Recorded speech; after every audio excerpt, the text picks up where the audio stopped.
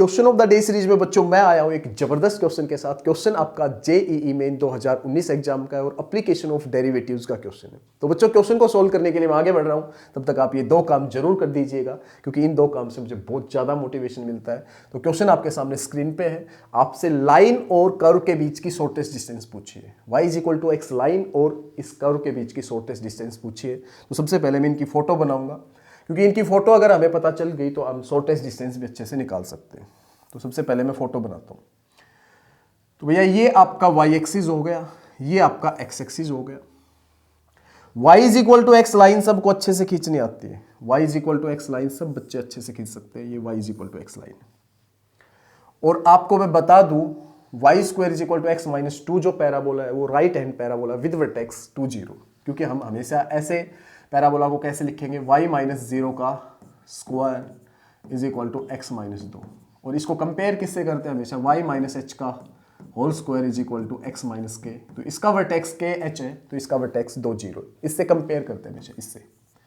इसका वर्टेक्स के एच है तो इसका वर्टेक्स 2 0 है, तो वर्टेक्स 2 0 है, वर्टेक्स 2 0 है और राइट हैंड पैराबोला है, राइट हैंड पैराबोला है। जी सर ये बात हमें अच्छे से समझ में आ गई, ये बात समझ में आ गई।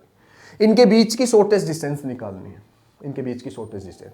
सबसे पहले मैं बात करूंगा शॉर्टेस्ट डिस्टेंस के हमेशा कि शॉर्टेस्ट डिस्टेंस हमेशा परपेंडिकुलर होती है। और जब तुम इस लाइन से कोई लाइन ले जाओगे, यहां से तो परपेंडिकुलर लाइन हो जाएगी, उस पे लाइन ले जाओगे तो वहां पे परपेंडिकुलर नहीं दिखेगी क्योंकि घूमता हुआ है, कर्व घूमता हुआ होता है, उस पे कभी भी परपेंडिकुलर नहीं जाता है। तो फिर क्या करना होता है सर, परपेंडिकुलर फिर कैसे आएगा? तो बेटा परपेंडिकुलर कैसे आएगा वो समझो सबसे पहले, बहुत इंपॉर्टेंट है, एक बार सीख लिया जबरदस्त क्वेश्चन। परपेंडिकुलर कैसे आएगा वो सीखो। देखो अगर मैं इस पे एक टेंजेंट डाल दूं तो वो भी इस कर्व के ऊपर ही है या नहीं बता दो। बिल्कुल सर वो इस कर्व के ऊपर ही है। और अब आप अगर यहां से एक परपेंडिकुलर लाइन ड्रॉ करते हो तो इस पे भी परपेंडिकुलर रहेगी और उस पे भी परपेंडिकुलर रहेगी, दोनों के परपेंडिकुलर है, इसलिए अब हम ये कह सकते हैं कि ये एक परपेंडिकुलर डिस्टेंस है। और परपेंडिकुलर डिस्टेंस ही हमेशा शॉर्टेस्ट डिस्टेंस होती है, ये ध्यान दीजिएगा, परपेंडिकुलर डिस्टेंस ही हमेशा शॉर्टेस्ट डिस्टेंस होती है। तो मैं डायरेक्ट लाइन ना डाल के डायरेक्ट परपेंडिकुलर डिस्टेंस ना दिखा पाया था, इसलिए मैंने क्या किया, उस पर एक टेंजेंट डाला ताकि मैं परपेंडिकुलर दिखा सकूँ उस पर। फिर मैंने डिस्टेंस देखा तो परपेंडिकुलर उस पर भी दिख रहा है, इस पर भी दिख रहा है, ठीक है। तो ये जो पॉइंट है इस पे टेंजेंट आपका डला है, इन दोनों की अगर आप दूरी निकाल देते हो अब तो आपकी वो डिस्टेंस आ जाएगी और वो भी शॉर्टेस्ट डिस्टेंस आ जाएगी। कर्व पे सीधी परपेंडिकुलर डिस्टेंस नहीं पड़ती है, आपको टेंजेंट डालना पड़ेगा। टेंजेंट डाल के यहाँ से अगर आप डिस्टेंस डालते हो उस पर, जब जाके परपेंडिकुलर डिस्टेंस पड़ेगी। और परपेंडिकुलर डिस्टेंस ही हमेशा शॉर्टेस्ट होती है, ये वेरी वेरी इंपॉर्टेंट मैं बात आपको बता रहा हूँ। अब सर ये कैसे लाएंगे वो बताओ। देखो कैसे लाएंगे, आपने एक फॉर्मूला सुना होगा कि x1 y1 कोई आपके पास पॉइंट है, इसकी डिस्टेंस ax प्लस में by प्लस में c इज इक्वल टू 0 से निकालनी है। तो इसका फॉर्मूला तुम्हें बहुत बढ़िया से सुना होगा। ये अगर d आपको निकालना हो डिस्टेंस परपेंडिकुलर तो कैसा था, ax1 प्लस में ax1 प्लस में by1 प्लस में c का मॉडुलस अपॉन में under root a square plus b square. ये हम अच्छे से जानते हैं सर, ये 11th क्लास से जानते हैं। नहीं भी जानते हो तो बच्चों ये याद कर लो, काफी इंपॉर्टेंट बात है, बहुत ज्यादा इंपॉर्टेंट बात है। अब हम यहाँ पे काम कर सकते हैं क्योंकि मेरे पास इसकी इक्वेशन है, इसकी equation y is equal to x है, जिसको मैं क्या लिख सकता हूँ, y is equal to x को इस फॉर्मेट में लिखना चाहूँ तो एक तरफ जीरो करना चाहूँ तो x minus y is equal to 0, x minus में y इज इक्वल टू 0 लिख सकता हूँ। बस अब देरी किस बात की है, कैसे भी करके अगर तुम ये पॉइंट ले आते हो, ये पॉइंट कैसे भी करके ले आते हो तो फिर इसकी डिस्टेंस इससे आराम से इस फॉर्मूले से निकाल दोगे। पॉइंट की डिस्टेंस लाइन तक निकल जाएगी और पॉइंट की डिस्टेंस लाइन तक निकलना मतलब इस पैराबोला की शॉर्टेस्ट डिस्टेंस लाइन तक निकलना, इस पैराबोला की शॉर्टेस्ट डिस्टेंस लाइन तक निकलना। जी सर अब हम बात को समझ चुके हैं, अब पॉइंट लाते हैं। पॉइंट कैसे आएगा वो समझिएगा, यहाँ पे पॉइंट लाना ही इंपॉर्टेंट है। ये आपका पैराबोला है, इसमें मैं पैरामेट्रिक कोऑर्डिनेट लिखने वाला हूँ। पैरामेट्रिक कोऑर्डिनेट्स कैसे निकलते हैं, जब तुम y की जगह t लगाओगे, y की जगह जब तुम t लगाओगे तो x की वैल्यू क्या मिलेगी, t स्क्वायर प्लस 2। तो पैरामेट्रिक कोऑर्डिनेट निकालना बहुत आसान है। तुमने y की जगह t लगाया तो x की वैल्यू t स्क्वायर प्लस 2 आई। तो ये जो पॉइंट आया, हालांकि ओरिजिनल नहीं आया, नकली पॉइंट आया, नकली आएगा तभी तो ओरिजिनल बन सकता है। कुछ कुछ सोचोगे तभी तो आएगा पॉइंट, सोचेंगे नहीं तो कैसे आएगा। तो T square plus two comma T, आपके पास एक नकली सा पॉइंट आ गया। अब ये नकली आया तभी तो असली पॉइंट आएगा। जी सर। अब हम यहाँ पे कोशिश कर सकते हैं। देखो ये पॉइंट लाना इंपॉर्टेंट है, बाद में ये फॉर्मूला लगा के डिस्टेंस तो जब की जब आ जाएगी। पॉइंट लाना इंपॉर्टेंट है। तो देखो अगर मैं बात करूं, ध्यान से समझिएगा, ये पॉइंट इस कर्व के ऊपर भी है और ये पॉइंट मैंने कहाँ मान लिया, इस टेंजेंट का भी पॉइंट है। जहाँ पे टेंजेंट कर्व को टच कर रहा है वो पॉइंट भी है कर्व के ऊपर, तो सीधी बात मैं यही पॉइंट मानूंगा जहाँ पे टेंजेंट कर्व को टच कर रहा है।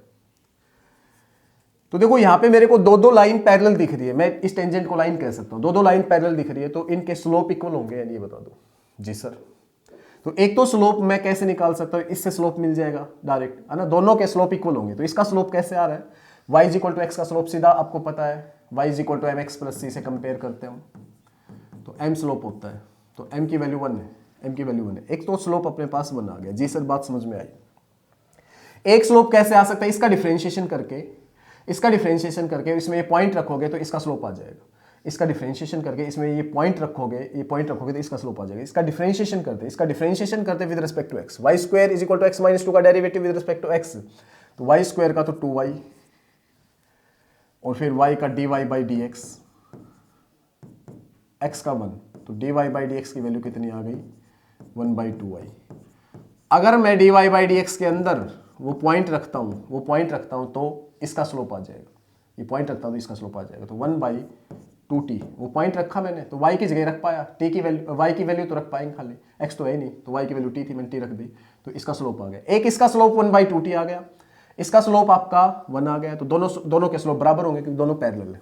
1/2t, इससे हेल्प किस चीज की मिली, इससे हमें t मिल गया। और आप ध्यान से देखिएगा, अगर आपको t मिल गया तो पॉइंट ओरिजिनल बन गया। t आपको मिल गया तो पॉइंट ओरिजिनल बन गया। पॉइंट ओरिजिनल कैसे बना, देखिए क्या पॉइंट बनाइए। जब आप 1/2 इधर रखोगे, 1/2 तो 1/4 प्लस 2, 9/4। जी सर, बात समझ में आती है, 9/4 आ जाएगा। और 1/2 इसमें रखोगे तो 1/2 ही आएगा।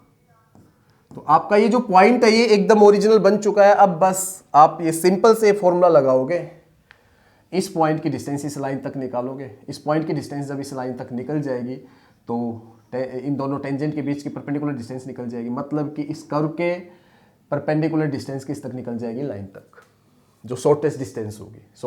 बस ये पॉइंट की जंग थी, पॉइंट आ गया, पॉइंट की डिस्टेंस इससे निकालना है, ये मैंने पहले बताया था आपको, आराम से अब निकाल सकते हैं। तो अब मैं देखो इसमें क्या देख पा रहा हूं, ax1 प्लस by1 प्लस में c, तो यहाँ पे a कौन है, 1 है ना, ये d आपको बता रहा हूं मैं, d निकाल के, d a तो 1 है, x1 कौन है 9/4, b कौन है -1 है, y1 की जगह 1/2, फॉर्मूला अप्लाई कर रहा हूं, कुछ भी नहीं कर रहा, और c है ही नहीं तो इसलिए इधर ही मॉडुलस अपॉन में under root a square plus b square, तो 1 का स्क्वायर 1 प्लस में -1 का स्क्वायर।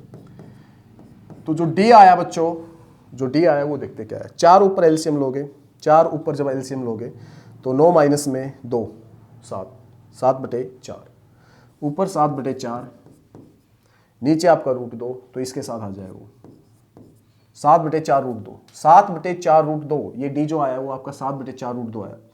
तो शॉर्टेस्ट डिस्टेंस बच्चों 7/4√2 है। जबरदस्त कॉन्सेप्ट था, एकदम कॉन्सेप्ट से समझा है ना, बहुत ही जबरदस्त कॉन्सेप्ट था।